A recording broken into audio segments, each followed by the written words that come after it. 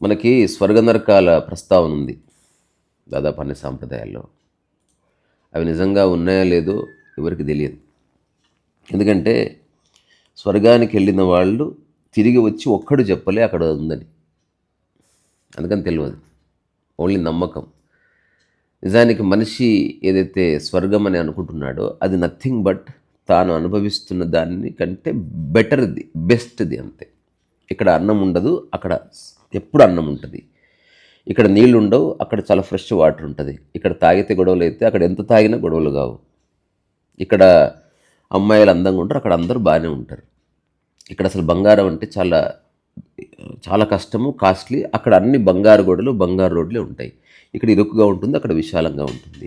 ఇక్కడ తినగానే ఆకలి తీరిపోతుంది, అక్కడ ఎంత తిన్నా ఆకలి తీరదు.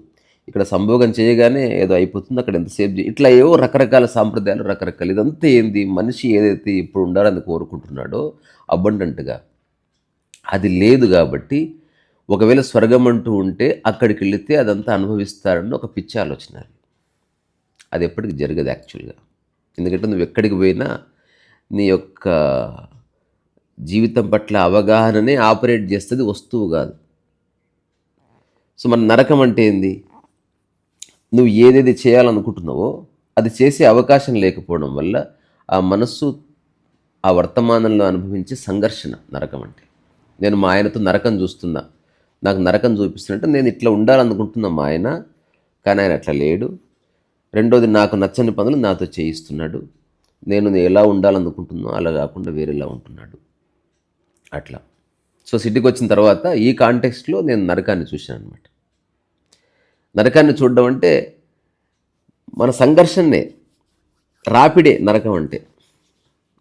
స్వర్గం అంటే వదులు అని, ఫ్రీడమ్. నరకం అంటే పట్టుకోవడం. ఇప్పుడు నాకు సిటీకి వచ్చిన తర్వాత చిన్నపిల్లలకి ఎట్లయితే కళ్ళు తెరుస్తానే బస్సు నచ్చుతుంది, ఆట బొమ్మ నచ్చుతుంది, పక్కింటోడు నచ్చుతాడు, బట్టలు నచ్చుతాయి, పాట నచ్చుతుంది, ప్రతిదీ కొత్తది. అట్లా కొత్త బిచ్చగాడు పొద్దురగాడు అన్నట్టు సిటీకి వచ్చిన తర్వాత నాకు అన్నీ నచ్చినాయి. నచ్చడమే కాదు, నాకు చిన్నప్పటి నుంచి ఉన్న ఆసక్తులన్నీ మంట అంటించి వెలిగించినట్టు. నాకున్న ఆర్థిక సమస్యలు, నేను చేయాల్సిందేదో, సాధించాల్సిందేదో, ఉద్యోగం ఏదో, అవన్నీ పక్కన పెడితే నాకు ఎక్కడ లేని ఆసక్తులు కలిగినాయి. నేను మా పక్కింటి అంకుల్తో చెస్ ఆడేవాడిని. నాకు చెస్ ఆడేవాడు దొరికేవాడు కాదు, మా అన్నతో ఆడేవాడిని. మా అన్నకు ఆసక్తి లేకుండా ఆడేవాడు నాతో, తొందరగా ఓడిపోయేవాడు. నాకు చాలా బాధ అనిపించేది. తర్వాత మా ఇంటి ఎదురుగా సురేష్ అని ఒక సార్ ఉంటే ఆయన ఎప్పుడో దొరికేవాడు. తొందర ఆడిపోవాలి, పడుకోవాలి అన్నట్టు. నాకు అసలు నా అంత ఎంథ్యూజియాజంతో నాతో ఆడేవాడు దొరకలేదు నాకు. ఎక్కడో బస్టాండ్ దగ్గర ఒక పిల్లవాడు చెస్ బాగా ఆడుతాడంటే అతని కోసం వెళితే అతను ఇప్పుడు కాదన్నా రేపన్నా అనేటోడు. నేను మళ్ళీ నిరాశపడకుండా వెళ్ళి రేపు ఎప్పుడు అని అడిగితే రేపు సాయంత్రం అంటే మళ్ళీ పోతే మళ్ళీ ఆడేవాడు కాదు అతను. ఆడినా సగం మధ్యలో లేచిపోయేవాడు, అమ్మ వస్తుంది తిడుతుందని. సో నాకు ఎక్కడ లేని ఆసక్తి ఉంది. ఆ ఆసక్తిని తీర్చుకునే అవకాశము కానీ, నేర్చుకునే అవకాశం కానీ లేని ఒక పరిస్థితి. నాకు క్రికెట్ అంటే చాలా ఇష్టం. ఈ ఇంటర్నేషనల్ క్రికెట్ కాదు, నేను కొత్త క్రికెట్ క్రియేట్ చేసుకున్నా. అది సెలబ్రిటీస్ ఆడితే అది ఫేమస్ అవుతుంది, మనలాంటి అనామకులు ఆడితే ఎవరు పట్టించుకుంటారు. But I created my own rules నాకున్న పరిధిలో. అది ఆడుకుందామంటే నాకు ఒక్కడు దొరికేవాడు కాదు. ఆ తర్వాత నాకు స్విమ్మింగ్ అంటే విపరీతమైన ఇష్టం, అన్ని సీజన్స్లో కొట్టడం. నాకు కంపెనీ దొరికేది కాదు, అన్ని సీజన్లో కొడదామంటే ఊర్లో ఎవరో ఒకరి ఇంట్లో చెప్పేవాళ్ళు, వాడు ఈత కొడుతున్నాడు వర్షాకాలంలో అంటే ఇంట్లో చాలా తిట్లు పడేవి. సో ఈ ఆసక్తులన్నీ ఉన్నాయి. సిటీకి వచ్చిన తర్వాత ఇప్పుడు మా అమ్మ, మా అన్న ఎవ్వరు లేరు నాకు మానిటరింగ్. ఇప్పుడు నేను ఒక ఫ్రీ బర్డ్. రెండోది, నా దగ్గర డబ్బు కూడా లేదు, అసలు బేసిక్ ఎమ్యూనిటీ కూడా లేదు, సైకిల్ కూడా లేదు. కానీ ఆసక్తులు అట్లే ఉన్నాయి. ఎందుకంటే ఆసక్తికి నీ ఆర్థిక పరిస్థితికి సంబంధాలు ఉండవు. ఒకడికి ఉంటుంది, సినిమా తీసేయాలి, ఒక హీరోయిన్ని పెళ్లి చేసుకోవాలి. మా ఊర్లో ఒక పిల్లగాడు ఉండేటోడు, అతనికి శ్రీదేవిని పెళ్లి చేసుకోవాలని కోరిక. వాడికి ముడ్డు మీద చినిగిపోయిన లాగ్ కూడా ఉంది. వాడు శ్రీదేవి గురించి ఆలోచించేటోడు, ఇంటి నిండా శ్రీదేవి ఫోటోలు పెట్టుకునేవాడు. ప్రతిరోజు పొద్దున్న లేస్తానే అతని డ్యూటీ కత్తిరించుకొని శ్రీదేవిని పెళ్లి ఫోటోలన్నీ గోడ కత్తిరించుకునేవాడు. శ్రీదేవికి ఏదో అన్నానగర్లో శ్రీదేవి ఉంటుంది తమిళనాడులోని, ఆ అడ్రస్కి ఉత్తరం రాసేవాడు. ఏ రోజన్నా ఉత్తరం తన కోసం ఎదురు వస్తుంది. ఇట్లా 10 ఏళ్ళు గడిచిపోయింది. చూస్తుంటే అతను పెళ్లి చేసుకోలే, వయసు మీద పడిపోయింది. శ్రీదేవి ఏ ఎవరితోనో ప్రేమలో ఉందంటే ఆ పేపర్ చింపేసి ఎటో నడుచుకుంటూ పోయేవాడు. అసలు తనకి ఏమాత్రం సంబంధం లేని విషయం గురించి విపరీతంగా స్ట్రెస్ అయ్యేవాడు. ఒక టైంలో శ్రీదేవి నేను పెళ్లి చేసుకోకపోతే నేను బతికి వేస్ట్ అని కూడా అన్నాడంట. ఇప్పుడు అతను ఉన్నాడో లేదో నాకు తెలియదు. అంటే నేనేం చెప్పాలనుకుంటున్నా, ఒక మనిషికి ఉండే ఆసక్తులకి అతని ఆర్థిక పరిస్థితికి సంబంధం లేదు. మనిషికి ఉండే ఊహలకి తన ఆర్థిక పరిస్థితికి సంబంధం లేదు. తినడానికి తిండి లేకపోవచ్చు, కానీ ఒకడు నేను స్టార్ హోటల్ కడతా అని కలగనొచ్చు. అసలు అక్షరం కూడా రాయని వాడు నేను గొప్ప సినిమా తీస్తా, ఒక ప్రబంధం రాస్తా, నీకంటే నేను ఛాలెంజ్ చేయొచ్చు. ఇదంతా అజ్ఞానం కిందకే వస్తుంది. సో నాకున్న ఆసక్తులు తారాస్థాయికి చేరి నాకు నిద్ర పట్టేది కాదు. రోజంతా ఆడుకోవాలని ఉంటుంది. నాకు ఆడుకునేవాడు దొరికేవాడు కాదు. ఆడుకోవడానికి ఒక బ్యాట్ ఉండేది కాదు. ఆ తర్వాత చెస్ ఆడాలని ఉండేది. చెస్ పుస్తకాలు కొన్నాను, రకరకాల ఓపెనింగ్స్ అట్లా ఇట్లా. మొన్న భూపాలపల్లి నరేష్ నేను ఇద్దరం ఆడాం చాలా రోజుల తర్వాత. కొంచెం వాళ్ళ పిల్లలకి చెస్ ట్రైనింగ్ ఇప్పిస్తూ, ఒక సాదాసీదా ఉద్యోగం అయినా కూడా అట్లా ఉండాలి పేరెంట్ అంటే. ఆ తర్వాత నాకు రోలర్ స్కేటింగ్ అంటే ఆసక్తి కలిగింది. నేను అక్కడిక్కడ వర్క్ చేసి రోలర్ స్కేటింగ్ తెచ్చుకొని, టైర్లు ఉంటాయి, దాన్ని మా ఇంటి మీద గుప్తా సార్ ఇంట్లో ఉండేవాళ్ళం, ఆయన సైంటిస్ట్ డిఆర్డిఓలు, ఆయన మిద్ద మీద నేను ప్రాక్టీస్ చేస్తే ఒకసారి వచ్చి, ఏందయ్యా నిద్ర పడతలేదయ్యా నాకు గిర్ర గిర్ర అని. సార్ ఏం చేయమంటారు సార్, ఇప్పుడు నాకు ఇంట్రెస్ట్ ఉంది, రోడ్డు మీదకి పోతే యాక్సిడెంట్ అయితే చచ్చిపోతా, మిద్ద మీద ఉంటే మీకు నిద్రపోయింది, నేను ఏం చేయాలి సార్ అంటే, అయ్యో ప్రాక్టీస్ చేయవయ్యా, కానీ దానికి ఒక టైం పెట్టుకో.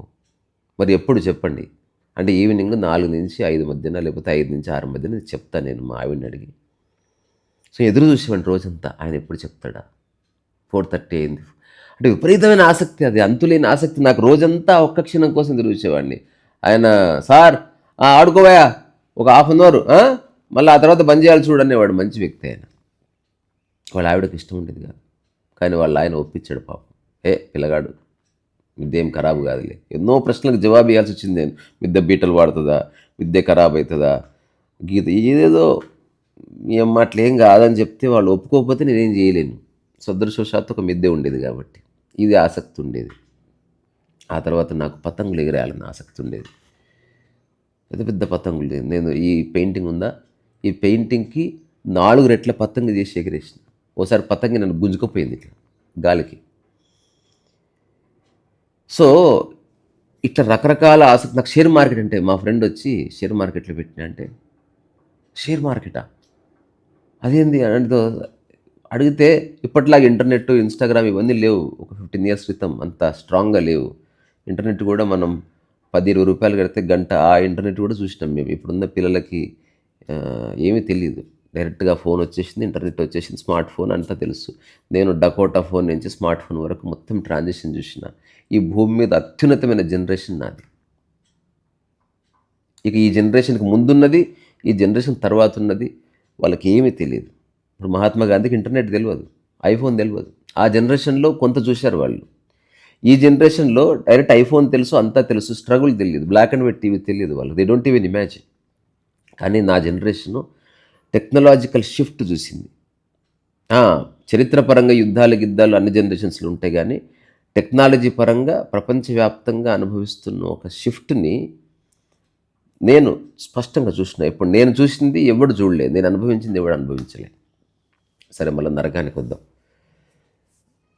సో నాకు విపరీతమైన ఆసక్తులు కలిగి అవి తీర్చుకునే అవకాశం లేక, ఎవరితో డిస్కస్ చేయాలో తెలియక, దానికి కావాల్సిన డబ్బు ఎలా సమకూర్చుకోవాలో తెలియక, కొంతకాలం నా లైఫ్లో నేను ఒక అంతులేని మానసిక సంఘర్షణ అనుభవించిన. దానికి కారణం ఎవరు కాదు, నేనే. ఇప్పుడు నాకు డబ్బు కావాలి, ఎవరిస్తారు? అమ్మ దగ్గర లేదు, కుటుంబ సభ్యులకు ఆస్తులు లేవు, తర్వాత నేను రెంట్ కట్టాలన్నా నేను పని చేయాలి, లేదా మా అమ్మ కొంచెం మా అమ్మ నాకు 400 పంపించేది. 400 ఏం సరిపోతాయి? ఆమెకు అంతే సాధ్యమైంది. మిగతావి నేను అక్కడిక్కడ. భయం ఎప్పుడు లేదు. ఇప్పుడు నేను నరకం అన్నది భయంతో కాదు, నాకు అవకాశం లేదే అని. ఒక జైల్లో ఉన్నవాడు అనుభవిస్తాడు కదా, వాడు గట్టిగా మాట్లాడితే పోలీసులు వచ్చి కొడతారు, వాడికేమో గట్టిగా పాడుకోవాలని ఉంది, అప్పుడు వాడికి చిన్న స్ట్రగుల్ ఉంటుంది. అట్లా మరి ఇది ఎట్లా పోయింది అంటే చెప్పడం చాలా కష్టం. అంటే నేను యాక్సెప్ట్ చేయడానికి టైం పట్టింది నాకు. నా దగ్గర లేని దాని గురించి ఆలోచించడం వల్ల ఏ ఉపయోగం లేదు. నా దగ్గర ఉన్నదేంది దాన్ని గుర్తిస్తేనే నా లైఫ్ బాగుంటుందండి. ఈ ఒక్క స్టేట్మెంట్ నేను ప్రాక్టికల్గా చేయడానికి చాలా టైం పట్టింది అసలు. ఇప్పుడు మనుషులందరూ సఫర్ అవుతున్నది ఏకైక కారణం, వాళ్ళు లేని దాని గురించి ఆలోచిస్తున్నారు, లేని దాని గురించి ఎదురు చూస్తున్నారు, లేని దాని గురించి బాధపడుతున్నారు, ఉన్నదాన్ని గుర్తిస్తలేరు, ఉన్నదాన్ని విస్మరిస్తున్నారు, ఉన్నదాన్ని ఉపయోగించుకోవడం లేదు.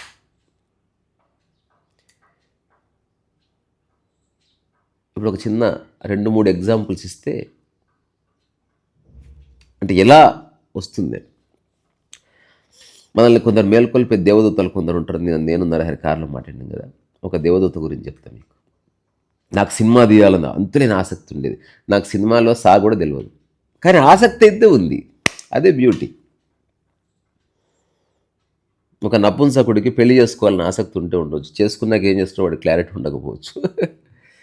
సో నేను ఒక కేఫ్టీరియాలో కూర్చొని వాగుతున్న ఇట్లా అడ్డగోలుగా, నీ అమ్మ పెద్ద పెద్దోళ్ళు వాళ్ళ పిల్లలని హీరోలు చేస్తారు, వాళ్ళ బంధువులకైతే సినిమాలు ప్రొడ్యూస్ చేస్తారు, మనకెవడి చేస్తారు అంటే నాకు సపోర్ట్ చేసే 2-3 ఉంటున్నారు. అంటే మన మనసుకి ఎప్పుడైతే నరకం ఉంటుందో మనం వాగడానికి ఇష్టపడతాం. సెల్ఫ్ బోస్టింగ్ అంటారు దాన్ని. అట్లా వాగుతుంది మైండ్. ఈ అమ్మ మనకు గాన పైసలు ఇస్తే మనం దియమర సినిమా, మనకెవడు పెడతాడు రా మనం అనామకులు అంటే ఒక రకమైన అక్కసు వెళ్ళగక్కుంటుండగా పక్కనే ఉన్న ఎవరో నాకు పరిచయం లేని పెద్ద ఆయన వచ్చి ఇటుపక్క కూర్చుంది, సినిమాలు తీస్తారు, సినిమా అంటే తెలుసా మీకు అన్నాడు.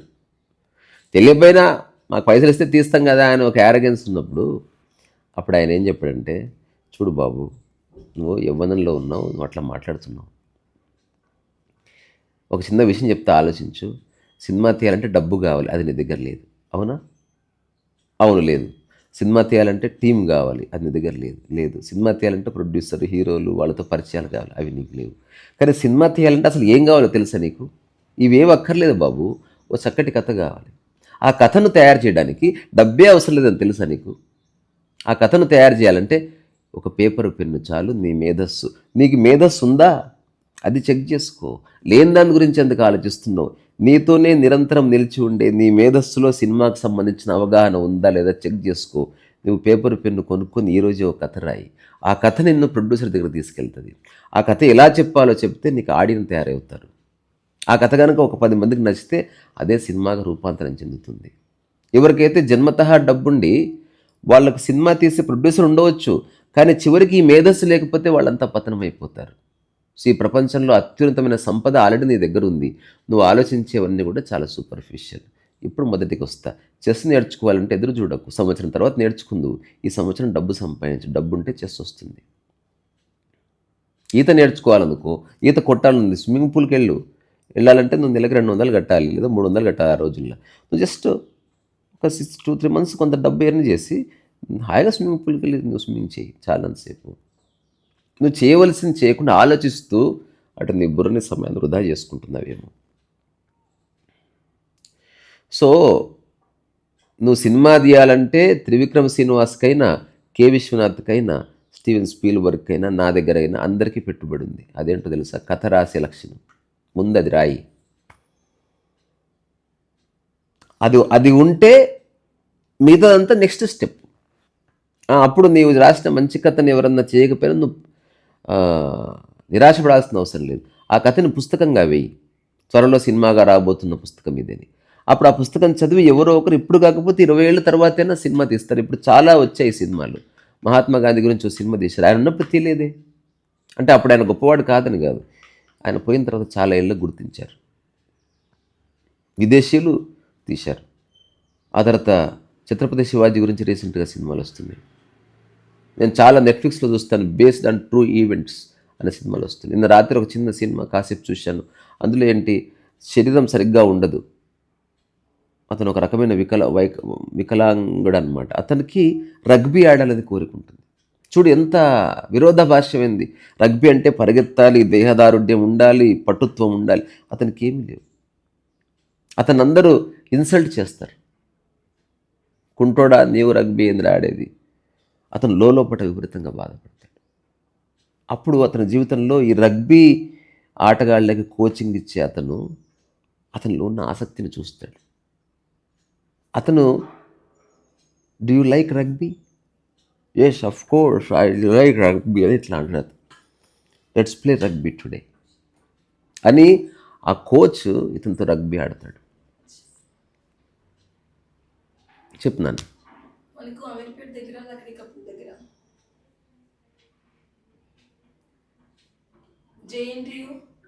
జేఎన్టీయూ దగ్గర. సో వాళ్ళిద్దరు రగ్బీ ఆడతారు ఆ సినిమాలో. ఇక్కడ విషయం ఏంటంటే నీ మూలాన్ని చూసేవాళ్ళు మనకు కొందరే ఉంటారు. అందరు సూపర్ఫిష్. ఇప్పుడు నా దగ్గర డబ్బు లేదు, నాతో ఆడుకునే వాళ్ళు లేరు, ఇదంతా పై విషయాలు. కొందరి మంచి సాహచర్యం వల్ల నాకేం తెలిసిందంటే ఆల్రెడీ నా దగ్గర చాలా ఉంది, జస్ట్ డబ్బు లేదంతే అని తెలుస్తుంది. ఇప్పుడు నేను యూట్యూబ్ ద్వారా నేను మీకు ఒకటి చెప్పాలనుకుంటున్నా. ఎట్లయితే ఒక పెద్ద ఆయన వచ్చి నాకు చెప్పాడో, డబ్బు గిబ్బు కాదు, నీ మేధస్సు నీ ఆధీనంలోనే ఉంది. ఆ మేధస్సుకి ఒక కథ రాసే లక్షణం ఉందా లేదా చెక్ చేసుకో. పక్కనే శ్రీనివాస స్టేషనరీ, దాంట్లో పేపర్ పెన్ను కొనుక్కొచ్చుకో. ఇప్పుడే ఇక్కడి నుంచి లేవకుండా వారం రోజుల లోపల శంకరాభరణము, స్వాతిముత్యం లాంటి కథ రాయగలవా? లేదా నీకు నచ్చిన సినిమా ఏదో, ఊరికే సినిమా ఇప్పుడు రివ్యూ తీస్తారు, సినిమా బాగాలేదండి, వాళ్ళని రాయమను. ఎంత కష్టం, ఒక పిహెచ్డి థీసిస్ చేసినట్టు ఉంటుంది. ఇది జరిగింది 2004-05 ప్రాంతంలో. చాలా ఏళ్ల తర్వాత 2010లో మొట్టమొదటి నావెల్ రాసిన నేను. అది ఇంకా ప్రింట్ చేయలే, ఇంగ్లీష్లో రాసిన. ఆ నావెల్ పేరు Buddha knocked on my door, అంటే బుద్ధుడు నా తలుపు తట్టాడని ఒక నావెల్ రాసిన. ఆ నావెల్ దాదాపు 10 రోజుల్లో పొద్దున 3 గంటలు, సాయంత్రం 3 గంటలు టైప్ కొట్టి పూర్తి చేశాను. అది ఎక్కడో ఫైల్ పోయింది అనుకున్నా. మొన్న నా యూట్యూబ్ ఛానల్ పోయినప్పుడు ఈమెయిల్తో సహా మొత్తం పోయింది. ఆ ఈమెయిల్లో ఉంది నావెల్. సో నేను ఒక్కటి అనుకున్న మనసులో, యూట్యూబ్ ఛానల్ కోసం కాకపోయినా ఆ Buddha knocked on my door ఆ ఒక్క ఫైల్ కోసం ఒక్కసారి ఈమెయిల్ కనపడి 3 నిమిషాల నుండి మాయమైపోయింది. అది ఒక్కటి డౌన్లోడ్ చేసుకుంటా, ఎందుకంటే నేను మళ్ళీ రాయలేను. అది లక్కీగా 11 రోజుల తర్వాత ఛానల్ వచ్చిన తర్వాత ఎర్లీ మార్నింగ్ కన్నమ్మ నాకు ఫోన్ చేసింది. ఛానల్ వచ్చిందంటే నేను ఫస్ట్ చేసిందంటే తెలుసా, ఆ పుస్తకం డౌన్లోడ్ చేసిన. నేను అసలు యూట్యూబ్ ఛానల్ కూడా ఓపెన్ చేయలే. ఈమెయిల్కి వెళ్ళి Buddha knocked on my door download చేసిన. తప్పకుండా తీసుకొస్తా పుస్తకం. అందులో గొప్ప ఎసెన్స్ ఉంటుంది.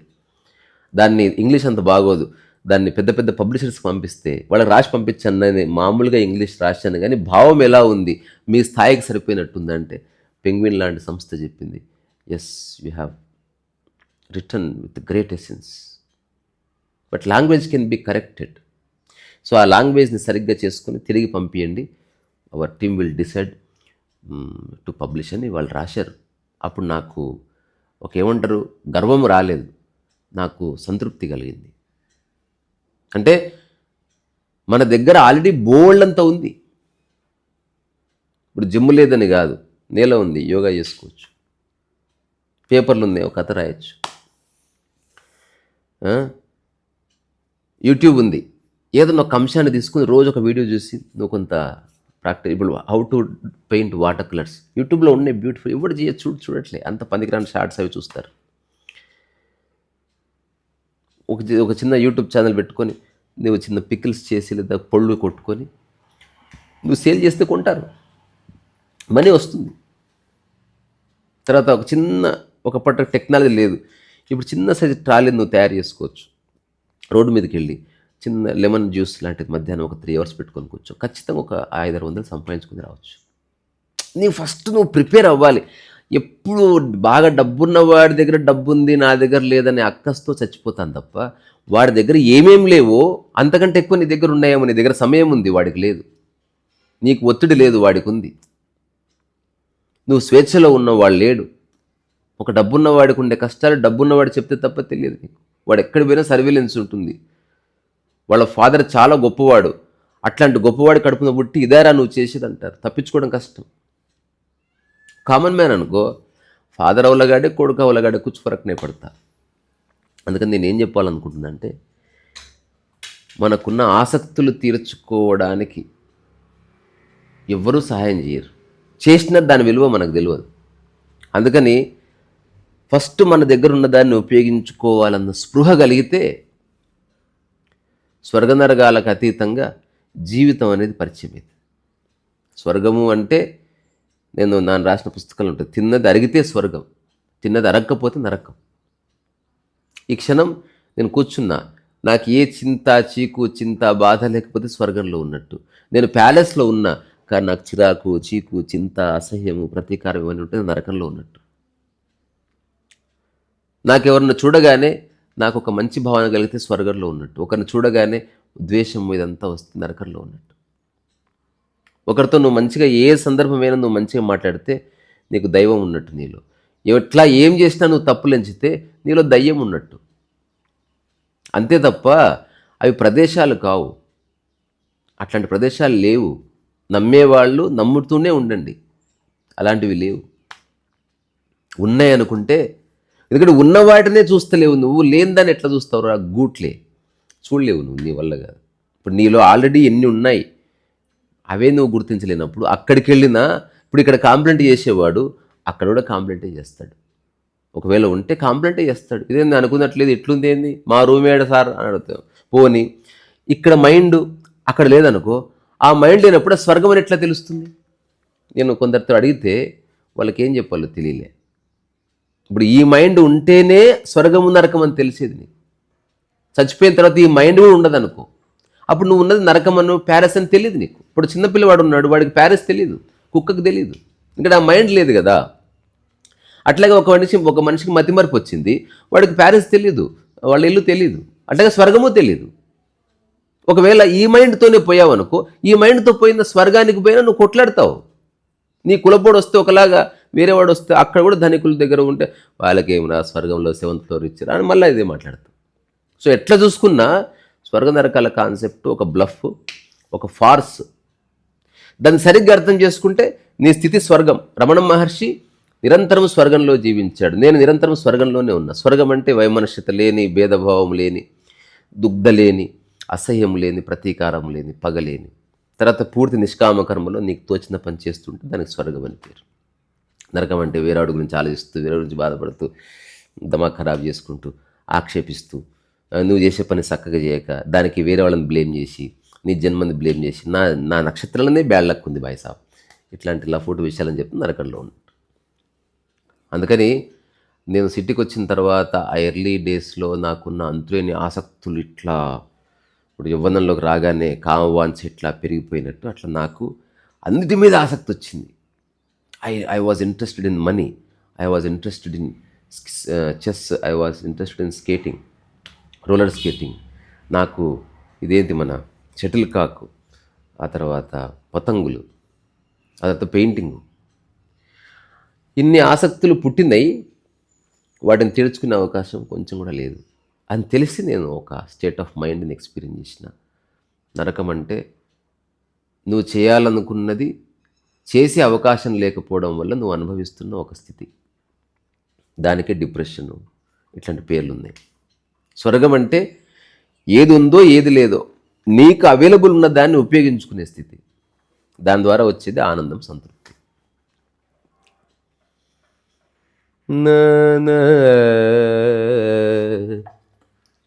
కాసేపు స్వర్గాన్ని అనుభవిద్దాం.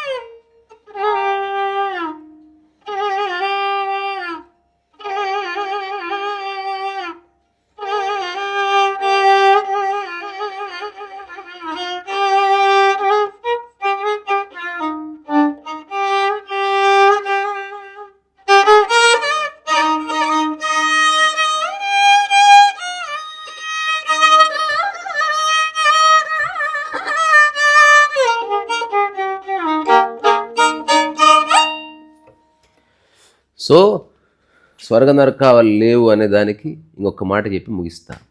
నాకు లేవు, మీరు అనుకుంటున్నట్టు. నాకు స్వర్గము దొరికింది, నరకం పోయింది. నరకం అంటే పరచింతన పోయింది, ఏదో సాధించాలన్న తపన పోయింది. వేరే వాళ్ళ మీద నాకు కోపాలు ద్వేషాలు ఏం లేవు. చాలామంది నన్ను మోసం చేశారు, ఇట్స్ ఓకే చెప్పి చూశాను. నాకు రిజల్ట్ కావాలి, వాడిని ద్వేషించడం కాదు. స్వర్గం దొరికింది, నేను ఇంట్లోనే హాయిగా ఉన్నాను. నాకు ఎవరన్నా అనిపిస్తే సహాయం చేస్తాను, నాకు తోచిన పని చేస్తున్నాను, నాకు ఏది సాధ్యమో అది పరిపూర్ణంగా చేస్తున్నాను, ఉన్నది బాగుంది అని గుర్తిస్తున్నాను. ఏదన్నా నెగిటివ్గా జరిగితే అంగీకరించే ఒక మానసిక వైశాల్యత వచ్చింది నాకు. నా హృదయ స్పందన ఎప్పుడు ఆర్డినరీగా నార్మల్గా అట్లా ఉంటుంది. నాకే పనికిరాని ఎగ్జైట్మెంట్స్ లేవు. అట్లా నరకం దొరికింది, స్వర్గం దొరికింది. ఇవి నా స్వర్గం నరకం యొక్క నిర్వచనం. ఇది ప్రపంచంలో ఎవడన్నా అంగీకరిస్తాడా అంగీకరించడా అనే ఆసక్తి కూడా లేదు నాకు. ఎందుకంటే వేరేవాడు ఎవడు లేడు, ఇదంతా నాకు నేను చెప్పుకుంటున్నట్టు. నన్ను చాలామంది అడుగుతారు, మీ పుస్తకం కొనకపోతే ఏం చేస్తారని. అసలు కొనాలని రాస్తుంటే కదా అవన్నీ ఆలోచించేది.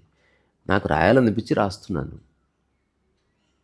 ఇప్పుడు నేను మీకు చెప్పాను, మీరు విన్నారని నాకు ఎట్లా తెలుసు? చెవులు ఉన్నంత మాత్రం విన్నట్ట? నాకు చెప్పాలనిపించి చెప్పాను, అక్కడితో అయిపోయింది. వర్షం ఎవరి కోసమో రాదు, వస్తుంది. అట్లా నేను రాసే పుస్తకం ఒక వర్షము, తర్వాత నా యూట్యూబ్ టాక్స్ యొక్క సుగంధం. అవి ఎవరి కోసమో లేవు. అయినప్పటికీ వర్షంలో నానాలనుకుంటే నానొచ్చు, నువ్వు కుక్క అయినా పిల్లైనా ఎవరైనా. అట్లాగే సుగంధాన్ని ఎవరైనా పీల్చొచ్చు. అట్లా నా పుస్తకాలు ఎవరన్నా చదవాలనుకుంటే చదవడమే తప్ప ఈ ప్రాపంచిక పరిభాషలో ఏ ప్రమోషన్ లేదు దానికి. దేవుడికి ఎట్లయితే ప్రమోషన్ అక్కర్లేదో దానికి అక్కర్లేదు. ఊరికే మాట వరుసకు చెప్పడమే ఉంటుందంతే. ఇప్పుడు తిరుపతి వెంకన్న తిరుపతిలో ఉంటాడని చెప్పినట్టు ఈ తిరుపతి వెంకన్నే గ్రేటు, మా తిరుపతి వెంకన్న దగ్గరికి రావాలని ఒక్క యాడు రాదు. చెప్పడం ఉంటుంది, ఆ వెంకన్న దగ్గరికి వెళ్తే బాగుంది అంతవరకు, ఓకే పుస్తకం బాగుంది అని చెప్పడం వరకే.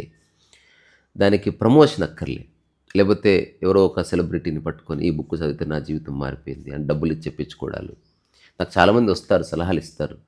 ఈవెన్ రీసెంట్ టైమ్స్లో వీ డూ ఏ క్యాంపెయిన్. నాకు జబర్దస్త్ ఇట్లాంటి వాళ్ళంతా తెలుసు. నీ పుస్తకం వాళ్ళ దగ్గరికి వెళ్ళి షార్ట్స్ లాగా తీసి పెట్టామనుకో, వాళ్ళ ఛానల్స్ కూడా కొలాబరేట్ అయితే వస్తుంది అంటే అన్నాను. ఎంత ఖర్చు అవుతుంది అంటే ఒక 5 lakhs అట్లా అవుతుంది.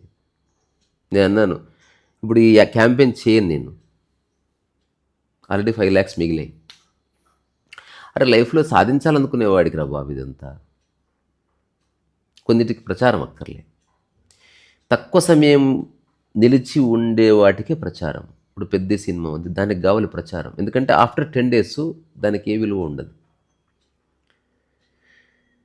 భగవద్గీతకి ప్రచారం అక్కర్లేదు, ఎందుకంటే శాశ్వతంగా నిలిచి ఉండే దేనికి ప్రచారం అక్కర్లేదు.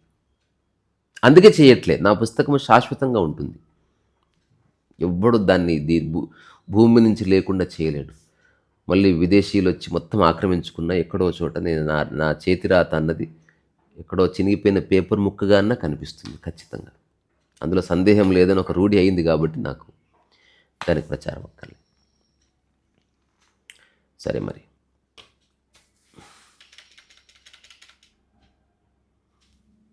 బాయ్.